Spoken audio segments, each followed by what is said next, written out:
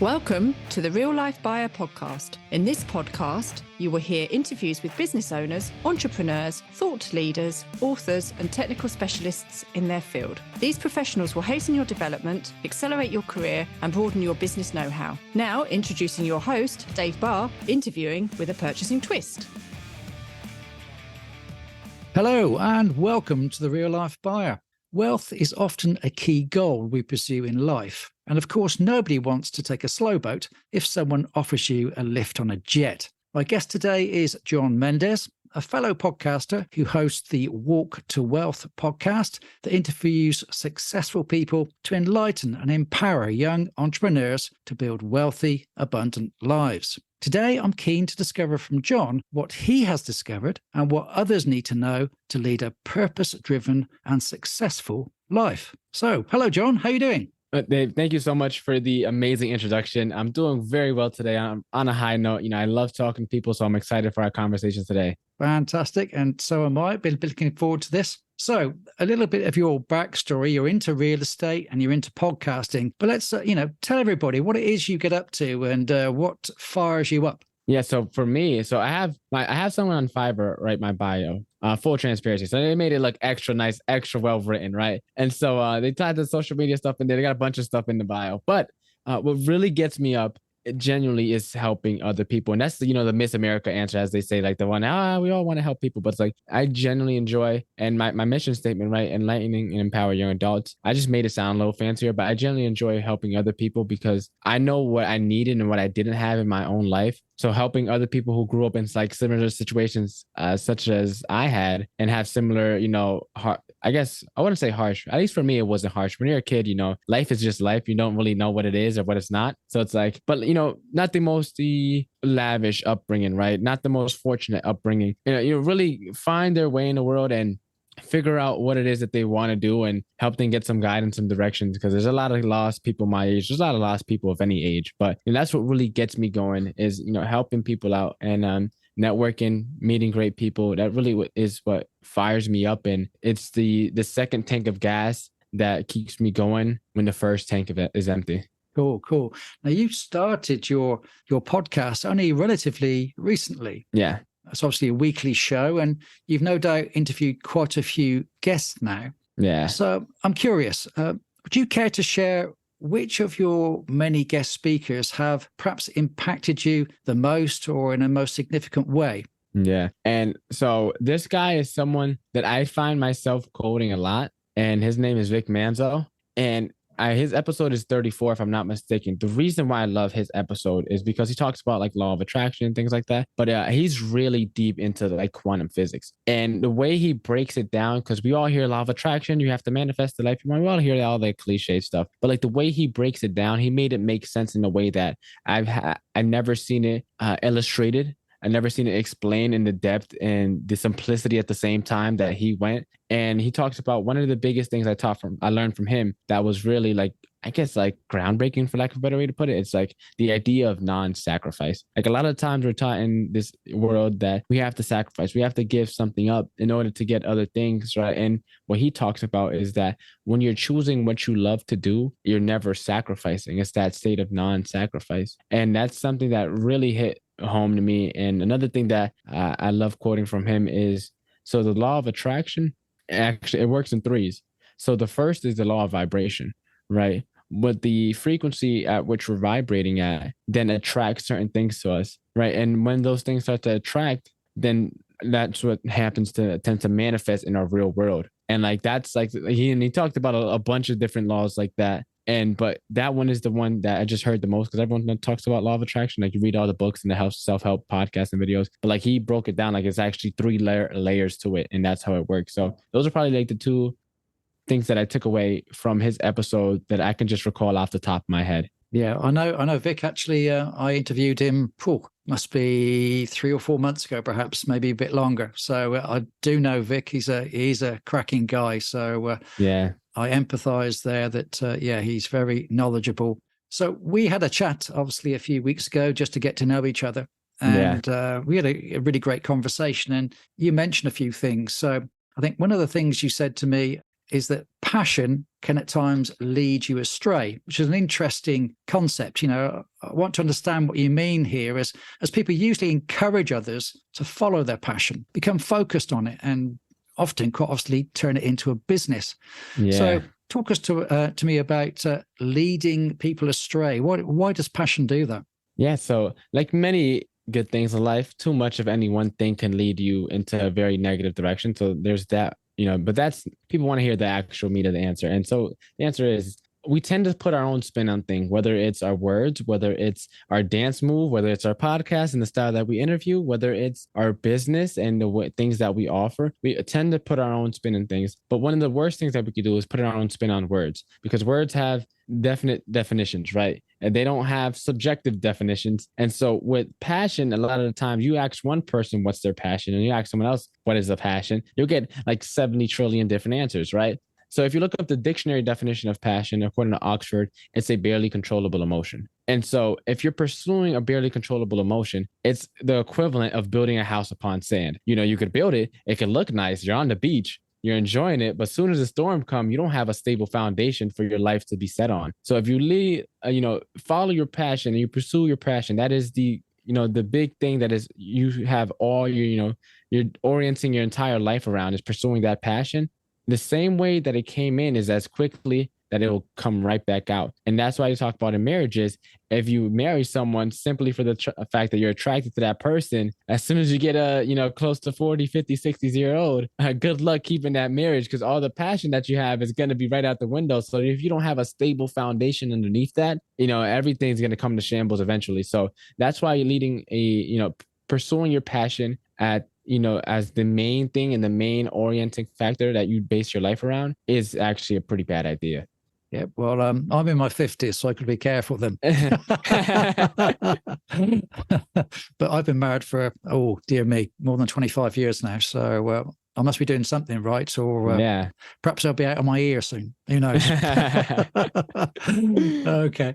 So one of the other things we were chatting about, and things I'm quite interested in, people often talk about mission statements, get your mission. For me, it's to be passionate about your mission. And you often see when you walk into the old companies, you see something on the wall just hanging there displayed about what that company's mission is. Yeah. Now you deal with a lot of obviously young people. You're obviously a very young guy yourself. So those people starting out on their own adventure, this statement often causes a lot of time for reflection. What is my mission? What is my purpose? Yeah. I think you strongly recommend that your mission needs to be in alignment with your purpose. So we just talked about the purpose. We've got to be careful it doesn't lead us astray. But then you've got to obviously have your mission in alignment with it. So can you reflect on this and share your thoughts here?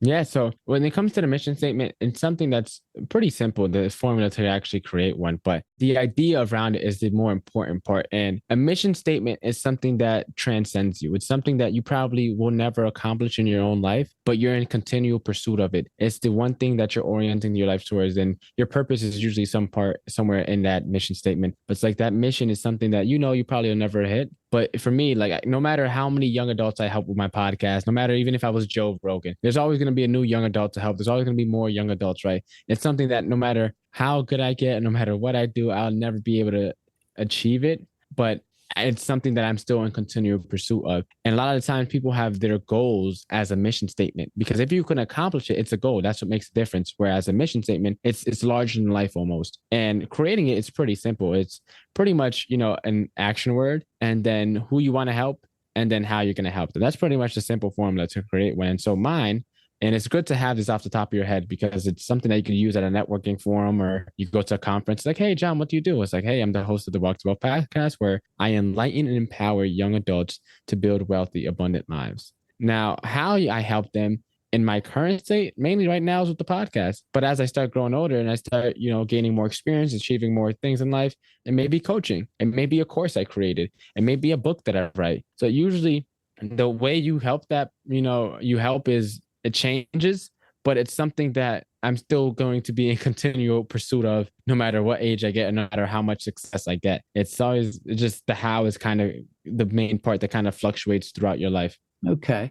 That's quite an interesting take, because a lot of people, I think, struggle with their mission. Yeah. And I think that you spend a lot of time deliberating what their mission really is. And as I said, when people are starting up their own companies, they feel they have to have a mission statement.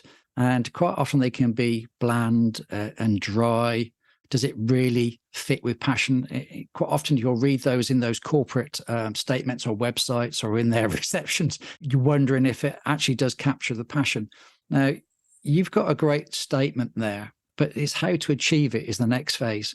Yeah. So if you're going to achieve your mission, how do you go about doing that? How do you set your goals? How do you schedule yourself so that you know you're making progress in the right direction?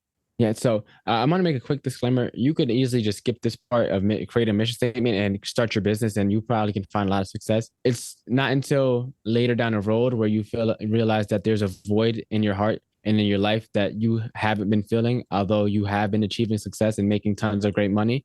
So, skip the mission statement at your own risk, but it'll come a point in time where there's not going to be enough money in the world to fulfill the hole that you created. So starting with a mission statement, it's a concept that I learned from Japanese culture, which is not really too popular here just because it's an Eastern school of thought, and most of the times people are like, especially my age, don't know anything about any part of the world besides the US. So it's called a concept called Ikigai, and the place where it comes from is the people there that inhabit that island, they have the longest life expectancy on the planet, or one of the longest life expectancies. And it stands for your reason for being.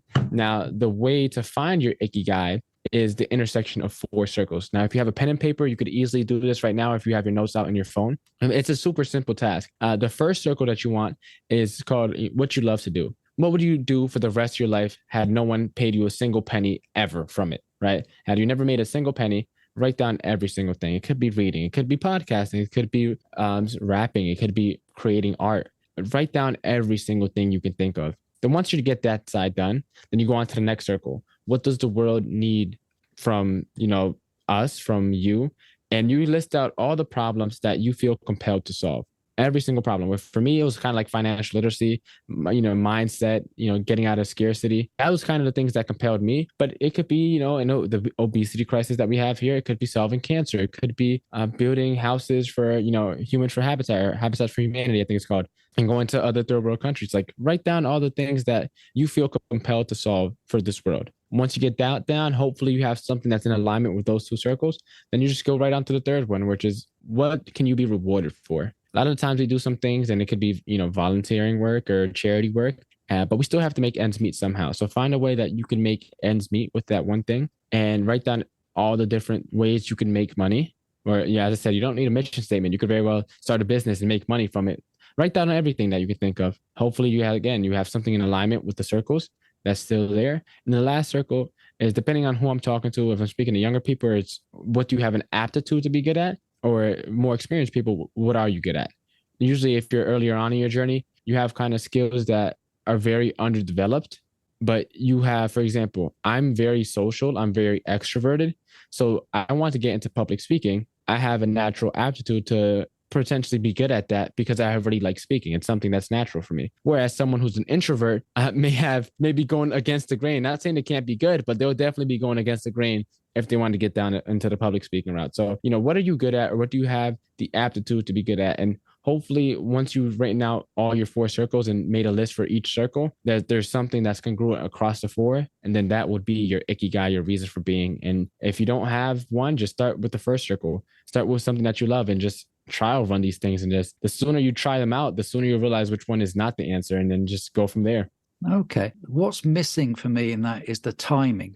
Yeah. You have this great idea. You've written everything down. You've got perhaps overwhelming list in front of you. You say, well, how am I going to move forward from this? What shall I do first? And when should I do it? How long shall I do it for? Is this a journey of a year, 5 years, 10 years? Can you give some perspective on, for yourself, perhaps, how have you scheduled? How do you plan that you're going to get to where you want to be, and by when? Yeah. So there's a concept called SMART goals, and that's something that anyone could easily pick up. It's a specific, measurable, attainable, realistic, and time bound. And so specific. So what is your actual goal, right? You have an idea what could potentially be your purpose, but you still have to test the waters, right? You still have to test it out. And so doing that. So for me, I found out about this concept relatively, pretty recently. It wasn't until like late November that I found out about it. So I'm literally testing out in real time, right? My ikigai, I feel like genuinely is, helping young adults. And the best way I found to do so is with my podcast, right? Because I love talking to people. The world needs more financial literacy, right? Most Americans are living paycheck to paycheck and they can't afford a $500 emergency expense. You could be rewarded for podcasting, obviously, with ad, sponsor, subscription model, or you could offer your own service. And then what am I good at? I like speaking to people. I like interviewing people. So that's kind of my ikigai. And like, so for me, I was doing all these different things in 2022. I said I had my real estate license. I'm a realtor. I had the SMMA and I had the podcast and all kind of going at the same time. And I got to a point where everything flatlined and I actually started going down. And I had to realize that I can't do everything that I want to do at the same time yet, right? The key word is yet, because I will in the future once I have leverage and I have a team behind me. But at this point in time, I have to choose one thing. I have to non-sacrifice, right? I have to choose a thing that I love and use that. So my goal, I think anything from 6 to 12 months is a very realistic time bound. So I'll start backwards. Now, then the second thing, realistic. If you want to go, and I'll just stay in the podcasting realm. Let's say one of your listeners started a podcast, we're both podcasters, right? And they wanted to get from, assuming they had no audience prior, 0 to 1 million downloads first year.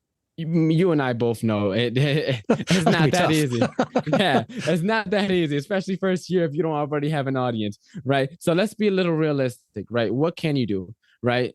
Then attainable. What's something that is attainable? It's, well, maybe you can get 10,000 downloads in a year. Maybe you could get 100,000 downloads in a year if you really work super, super hard, right? But like, is it something that you could actually attain? Right? Then measurable. How will you know when you get to that goal? How will you know to get to 10,000? Fortunately for us, we have these hosting platforms that tell us how many downloads we get. So we could see, right? And then we could backtrack. Let's say you want to get 52,000 downloads in a year. Or there's 52 weeks. So you know that each week your metric, right, is I need to get at least $1,000. 1,000 downloads a week. And you can measure that. If this week you only get 5 downloads, well, you're way off track and you have some adjustments to do either with your strategy or with the goal itself, right? And then specific, it's not that I want a lot of downloads. I want 10,000 downloads with, 70% male to female ratio with, majority of my listeners coming out of, New York City or something like that, right? Specific, get down to as specific as you can. And then, as I said, give it 6 to 12 months. But not 6 to 12 months of me, I may do this on the side, kind of like what I was doing last year, right? Because I had all these things going on. It's 6 to 12 months of this is all me, all of me. And if you can say that, you commit to it. Because a lot of time we start things on the side, because if they fail, we can always say, hey, I didn't try. No, go all in, test it out, test to see if this is something that you actually can get going. And if it's not, be able to pivot, take the L. Put your ego aside. What can you learn from that experience? And then, adjust and make the new plan.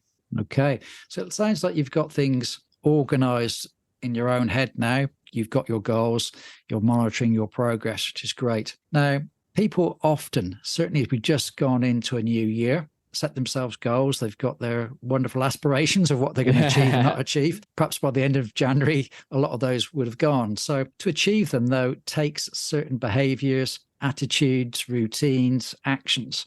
What kind of things do you yourself employ, and perhaps you have gained and learned from some of your guests on, what do you have to do to actually get there? You've written them down, but actually achieving them and sticking with them, We've all gone on the diet. Well, perhaps you haven't, but I've certainly gone on a diet and failed.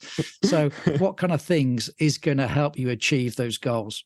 Yeah. So water always rises or sinks back to the level that's supposed to stay at, right? So if you have a lot of money gifted to you at a very short amount of time, and you're someone who still has a poverty mindset or identifies as someone that is not worthy of having money, you're going to be, it's only a matter of time before you lose it. And vice versa. If you're someone that does believe that they're worthy of having a lot of money and success in life, and you lose everything, it's only a matter of time before you get everything back. So if you're going to make a resolution, don't let it be, start the diet. Make it, I'm going to become a person that eats healthy. Make that identity ingrained in you, right? Whether you actually start the diet is not important, because if you don't change your interior wiring, right? If you don't change what's going on in our subconscious, and fix our actual beliefs about ourselves and our identities, no matter what goal you set, you will always revert back to who you really truly believe you are deep down. And one of the best things to do is I actually just joined a mastermind recently, my first one. Well, my first one that I lied. So it's technically my second one because the first mastermind I got gifted. That's a whole nother story. But so my second mastermind, and I was explaining in this little breakout rooms to other people why I haven't turned I have a lot of skills in social media marketing and why I haven't turned that into business. And I was just kind of explaining, and as I explaining, I was like, I'm literally giving them a limiting belief right now in real time. And so now in my head, it's like, I know limiting beliefs are excuses. So it's like, I can't continue giving this excuse, knowing that's an excuse to these people that are successful right in front of me. So like that'll kind of like point you out on your BS very quickly. And so like being able to change your identities and then from there, once you do that, then take action. Like there's a story I love sharing. This guy who went to the gym for 30 days straight. He'll go and set a timer 5 minutes and then leave. Right. But what he was doing was he became a person that shows up to the gym. Right. He was building and backing up that identity, giving his body, his mind evidence that he is someone that shows up to the gym.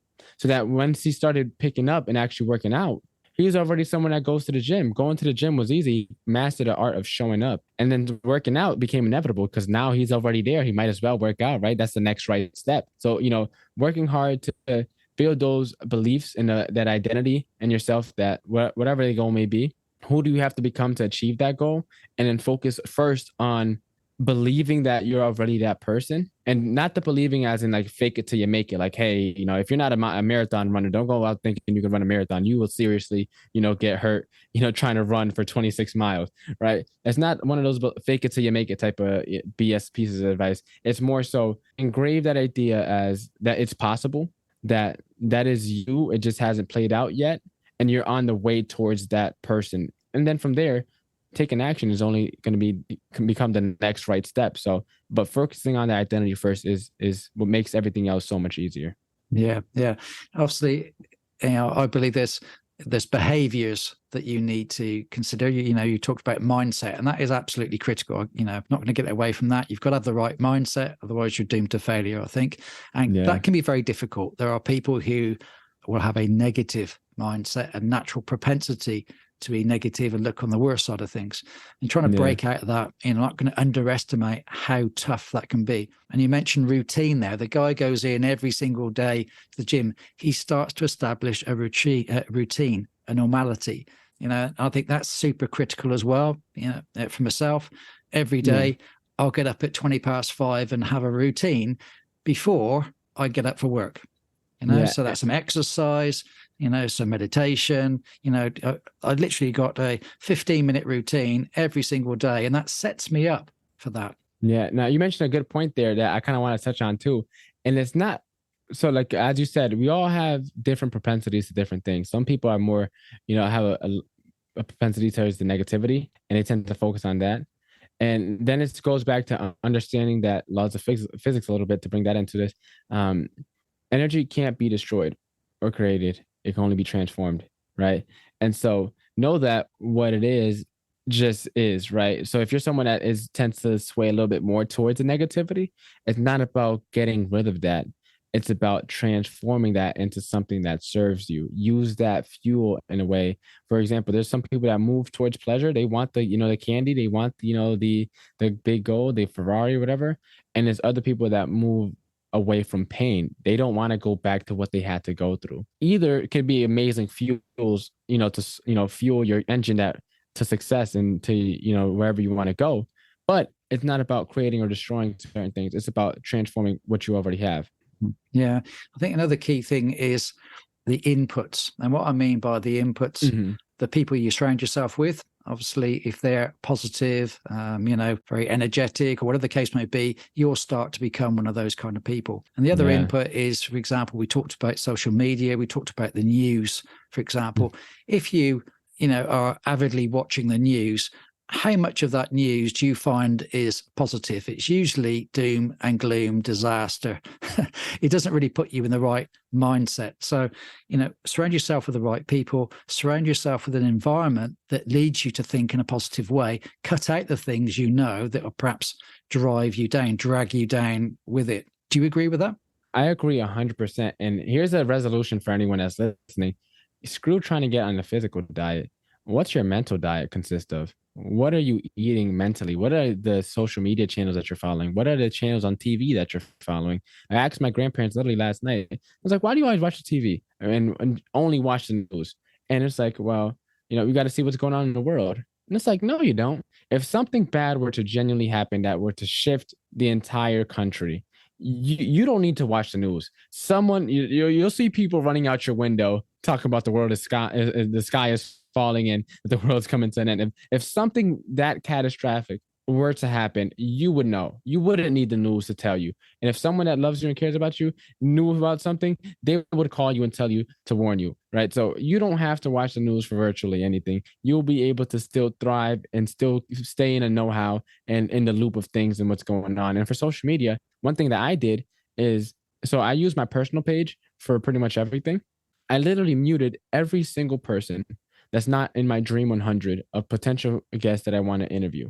And I only follow now, like I open up my Instagram feed, it's like Alex Harmozy, Patrick Bet-David, all these big, Tony Robbins, Russell Brunson, all these big entrepreneur guys that talk about, self-improvement and talk about entrepreneurship and business and growing. It's the only thing I see because I want to make sure that my mental diet is on point. And another thing with music, I like to listen to hip hop and rap. And a lot of time in those lyrics, it's a bunch of low vibrational, bad energy, bad mojo stuff. It's a nice beat and they have a way with words that tell story. But a lot of time it's like, I don't need to hear about killing and robbing and drugs and none of that stuff. It may sound like a good song, but it's like I started realizing, although this is catchy, although I like listening to this song, I enjoy this music, lyrically, what I'm feeding into my head is garbage.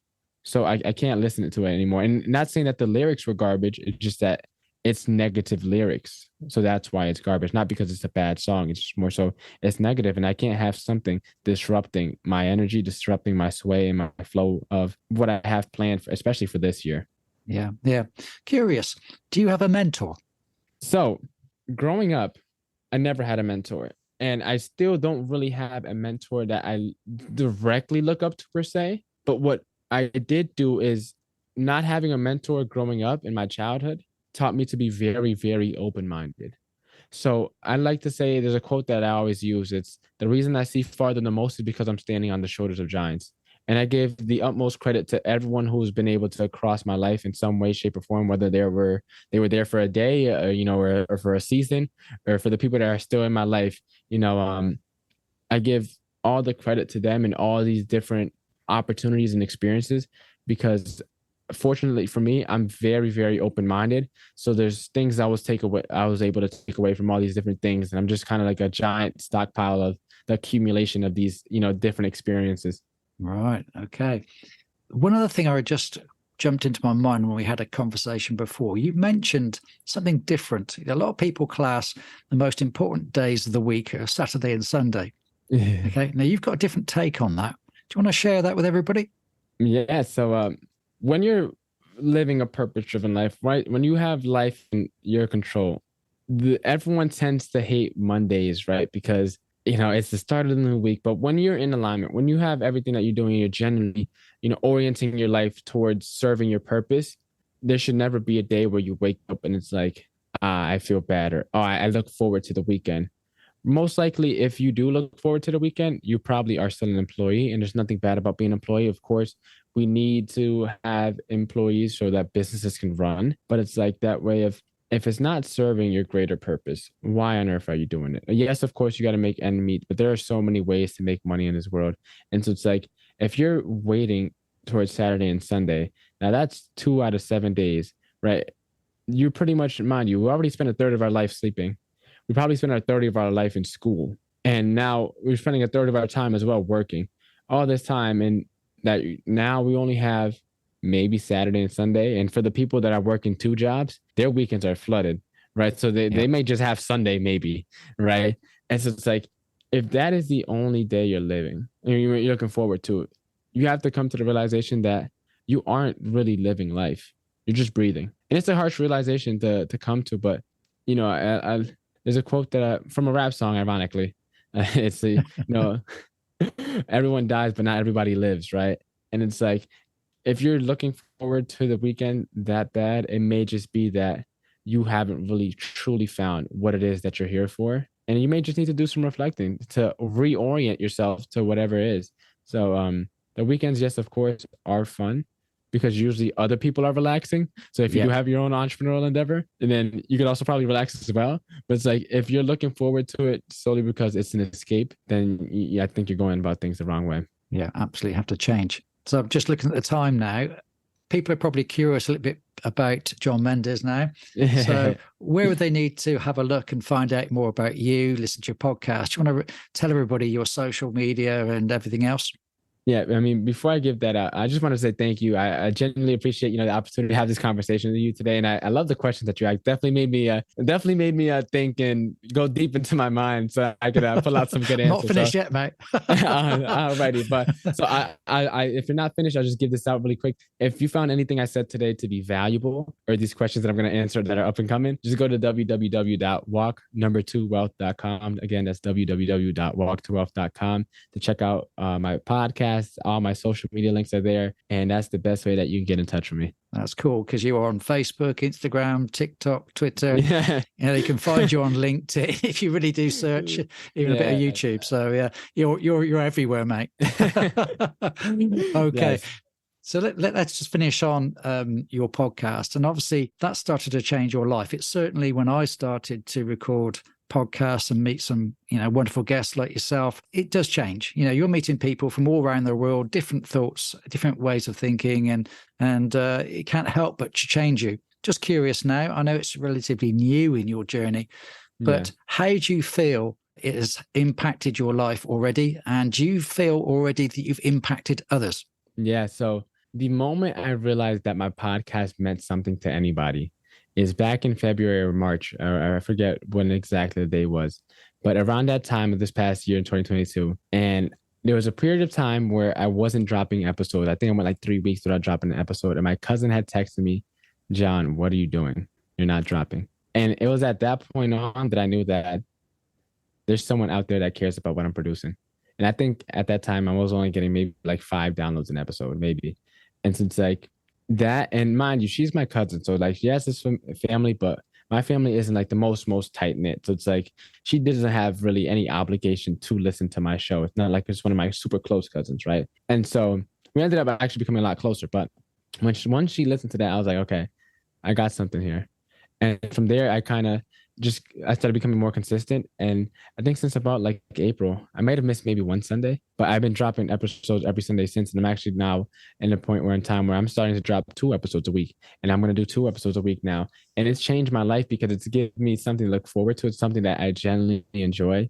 Now you can hear I'm talking about. This is not faked energy. I'm also a very naturally energetic person. I also just so happen to be very young, so energy is in abundance in my life. But this is something I genuinely love doing. I could be halfway in like a food coma or ready to go take a nap, and like I have a podcast interview in 5 minutes, and I hop on, and like 1-2 minutes in, I'm active, I'm high energy, and I just genuinely enjoy doing it. And then the connections I'm able to make are amazing. And it's such a small world. Literally, to show that right before I hopped on for this recording, I just interviewed another show, and the person that was interviewing me knows this one guy that reached out to be on my show months back in 2020, like late 2022, who I also am interviewing later next week, or from time of recording this, I believe next week. And I'm also having him as a guest for my virtual summit.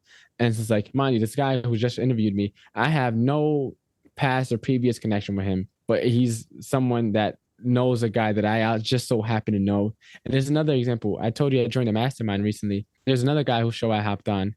He was just so happened to be in the same mastermind call that I was on. It's like, and mind you, I met these 2 people in totally different situations. So it's like, you get access to a lot of amazing people, make a lot of great connections. So now that this year, my podcast is my sole focus, I'm so excited to see where it goes, because last year I was able to make so many great connections. And that's where I was just still doing it on the side and not really intentional about anything.